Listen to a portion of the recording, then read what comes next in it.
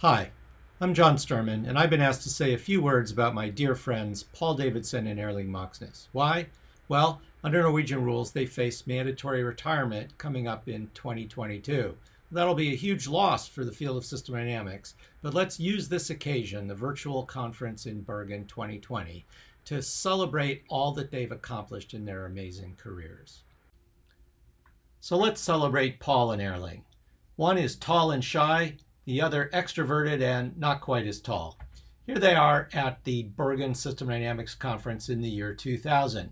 There's Paul. Paul is a publicity hound. You can always find him posing for the camera here with Roberta Spencer, the mayor of Bergen, and Jack Venix. Where's Erling? Well, Erling is shy, so he's always out there doing something else, like participating in some sort of strange Norwegian race that I have no idea what the rules could possibly be. And here's Paul at the New York System Dynamics Conference in 2003. And he's taken many leadership roles in our society, and you can see him there at a meeting of the Policy Council, but mostly he's at wherever there's a camera pointed at folks during the banquets. Erling, however, he's out there talking to people, learning what they're up to, building friendships, and here you can see him at the 2002 conference in Palermo, Sicily. Here's another shot from that wonderful evening. And it looks like they're all just having a lot of fun. But in fact, take a look at their hands. All three of them are just praying Paul would just get out of the limelight and stop talking. So what have they actually accomplished? Well, one of the things they've accomplished is creating one of the most successful, far-reaching graduate programs in system dynamics in the world, the University of Bergen 2-year master's program in system dynamics. And it is also one of the institutions that partnered to create the European Masters in System Dynamics, along with many of our close friends and colleagues. And for you folks from the United States and a few other countries, take a look at this. They not only have this amazing 2-year master's program in System Dynamics, but it is tuition free. Here's a few of their alumni, and here's Paul, Erling, and David Wheat, recently retired from the faculty at UIB, wearing their Christmas sweaters. So while they've been doing this, which is an amazing amount of work, they've also been incredibly productive in research. So here's a list of Paul's recent papers, and you can see him here with some of the folks in system dynamics going way back. But in Norway, it's mandatory that researchers focus on topics of interest to the Norwegian government, and that means oil. So in fact, Paul's 2 first publications in system dynamics were both concerned with the oil industry, work he did with George Richardson and myself. Really terrific work, all due to Paul's great efforts. But it's not enough just to focus on the energy industry. In Norway, you also have to do research on fish, the cod. And in fact, Paul's done that. Take a look at his CV. 2 of his recent publications are all about fish farming, and aquaculture.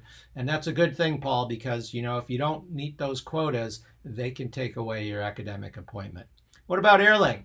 Well, Erling also worked on cod and fishing and generated this amazing paper that was published in Management Science in 1998, in which he ran an experiment with a fish banks-like setup, but solving the tragedy of the commons by giving every participant in the experiment their own private fjord with their own private fish. And amazingly, he still found, contrary to the theory, that people still overbuilt their fleets and they still overfished, and it was because they didn't understand the dynamic complexity of the feedback system in which they were operating. Well, that paper has had quite an impact and actually led to his being awarded the J.W. Forrester Prize in the year 2000. And it's well worth it for y'all to go back and read his article in System Dynamics Review describing the research path that brought him up to that award-winning work. But he hasn't stopped there. He's kept going with research on renewable resources, including a topic of great interest to every country in the world, reindeer and lichen, the food supply for the reindeer. Well, where did they find the time? Where do Paul and Erling find the time to do all this amazing research, to be teachers in their program, to administer these programs that they've created?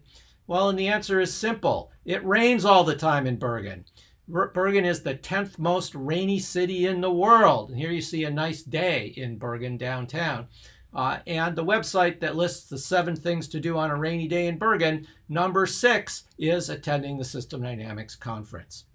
But that's not all. There's something else going on. The Norwegians just don't have enough to do.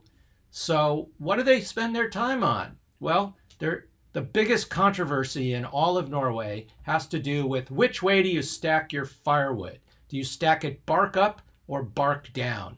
I'm not kidding here, folks. And then this led to one of the most popular television shows in all of Norwegian history, which is a show about wood. They're literally watching their wood dry. And if that's not enough excitement, then you can also get out there and you can take a look at the webcam live from the stern of the mailboat that plies up and down the Norwegian coast. Yes, folks, you can get out there and watch the wake of this boat as it goes up and down the fjords. So it's pretty clear the Norwegians just don't have enough to do. And this hasn't been an opportunity for Paul and Erling. They focused on their research. But listen, I don't want to give you the impression that they never have any fun. Erling likes a good cold glass of beer, or öl as they would call it. And, here he is being helped back to Oxford University during our annual conference held there some time ago after a night of pub crawling. Well, never one to pass up the opportunity to turn your avocation into a publishable research topic. Erling then went on and built a management flight simulator about alcohol consumption, which he claims was directed at helping young people learn how to drink responsibly. And what about Paul? Paul likes to party too. You'd never know it, but, well, here's a photo from Paul at the System Dynamics conference in St. Gallen, Switzerland in 2012 at the banquet. And, well, words fail me. So you might think that it's the Norwegians' mandatory retirement rules that are compelling us to celebrate them a couple of years in advance here at the virtual conference in Bergen. But that's actually just a story that they've cooked up. The real reason that they're going to be forced to leave the university, well, they're basically the Butch Cassidy and Sundance Kid of System Dynamics. And I'm sorry to tell you that the authorities have finally caught up with them. And, well, they'll be spending some time as guests of the Norwegian state in the maximum security prison they have here in Norway. Seriously, folks, let's celebrate the accomplishments of these amazing friends, colleagues, and leaders of our field.